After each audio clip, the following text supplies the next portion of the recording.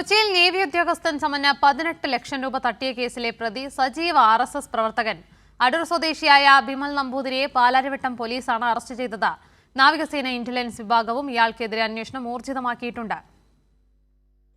പത്തനംതിട്ട അടൂർ സ്വദേശി ബിമൽ നമ്പൂതിരി എന്ന ബിമൽ എസ് വിജയനെ വ്യാഴാഴ്ച രാത്രിയാണ് പാലാരിവട്ടം പോലീസ് അറസ്റ്റ് ചെയ്തത്. പാടിവട്ടത്തെ ഫ്ളാറ്റിൽ താമസിക്കുന്ന ഇയാളെ ചെങ്ങമനാട് ഭാഗത്തു നിന്നുമാണ് പോലീസ് പിടികൂടിയത്.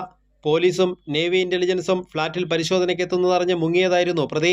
2 വർഷത്തോളമായി കൊച്ചിയിൽ ഒളിവിൽ താമസിക്കുകയായിരുന്നു. പ്രതിയായ ബിമൽ നമ്പൂതിരി സജീവ RSS പ്രവർത്തകനാണ് എന്നും വ്യക്തമായിട്ടുണ്ട്. RSS വേഷം ധരിച്ച് സംഘപരിവാറിന്റെ പരിപാടിയിൽ പങ്കെടുക്കുന്ന ചിത്രങ്ങളും പുറത്തു വന്നിട്ടുണ്ട്. 3 വർഷത്തോളമായി നേവി യൂണിഫോം ധരിച്ചു നടന്ന നാട്ടുകാരെ കബളിപ്പിക്കുകയായിരുന്നു.